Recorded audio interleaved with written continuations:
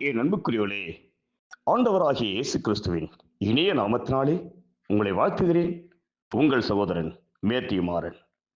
என் அன்புக்குரியவளே, பரிசுத்த வேதாகமத்திலே சங்கீதம் 91 அதிகாரம் 13 வசனம் இப்படியாக சொல்லப்பட்டிருக்கிறது. சிங்கத்தின் மேலும் விரியன் பாம்பின் மேலும் நீ நடந்து பாலசிங்கத்தையும் வலுசர்ப்பத்தையும் மிதித்து போடுவாய் என்று வேதம் சொல்கிறது.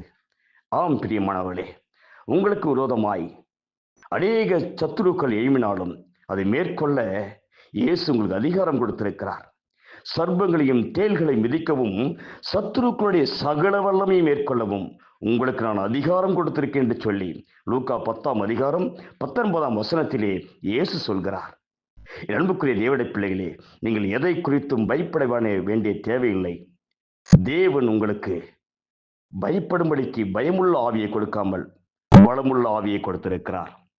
1 சாமுவேல் 17 அதிகாரத்திலே வனாந்திரத்திலே தாவீது ஆடுகளை மேய்த்துக் கொண்டிருந்த வேளையிலே ஒரு முறை கரடியும் ஒரு முறை சிங்கமும் வந்து ஆட்டை பிடிக்கிறது. ஆனால் தாவீது தேவனுடைய மனுஷனாய் இருந்தபடினாலே, தேவன் மீது விசுவாசமா இருந்தபடினாலே அந்த கரடியையும் அந்த சிங்கத்தையும் கொன்று போட்டான். அன்புக்குரிய தேவனுடைய பிள்ளைகளே, தாவீதின் தேவன் நம் தேவனாய் இருக்கிறபடினாலே நமக்கு விரோதமாய் வலுசர்ப்பங்கள் எழுப்பினாலும் சிங்கம் போல் சாத்தான் எழுப்பினாலும் அவருடைய வல்லமையை முறியடிக்க இயேசு நமக்கு அதிகாரத்தை கொடுத்திருக்கிறார். பரிசுத்த ஆவியின் வல்லமையை கொடுத்திருக்கிறார். ஆகவே எதை குறித்தும் நீங்கள் கவலைப்படாதீர்கள். உங்களுக்கு விரோதமாய் எந்த போராட்டங்கள் பிரச்சனைகள் வந்தாலும் இயேசுவின் நாமத்தினாலே எல்லாவித போராட்டங்களை உங்களால் ஜெயிக்க முடியும். கர்த்தர் உங்களுக்கு உதவி செய்வார். அவரை விசுவாசியுங்கள்.